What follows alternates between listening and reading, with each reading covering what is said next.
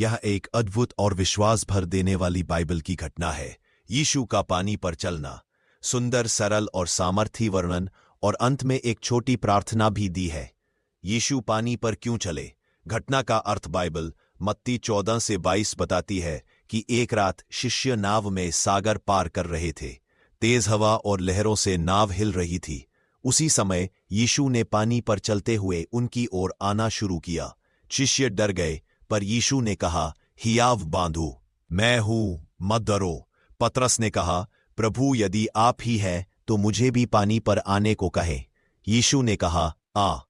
पतरस पानी पर चलने लगा, पर जब उसने लहरों को देखा तो डर गया और डूबने लगा। वह चिल्लाया, प्रभु, मुझे बचाइए। यीशु ने तुरंत उसका हाथ पकड़ लिया और कहा, ए अल्पविश्वासी, तूने संदेह क्यों किया?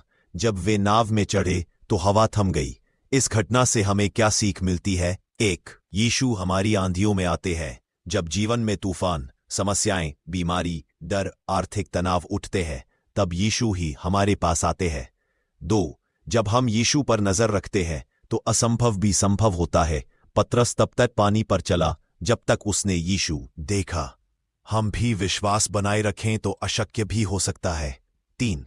डर विश्वास को गिरा देता है। जैसे पतरस लहरों को देखकर डरा, वैसे ही डर हमें डूबाता है, लेकिन यीशु तुरंत हाथ पकड़ लेते हैं। 4. यीशु सब डर और तूफान को शांत कर देते हैं। जब यीशु नाव में आए, हवा रुक गई। उनकी उपस्थिति शांति लाती है।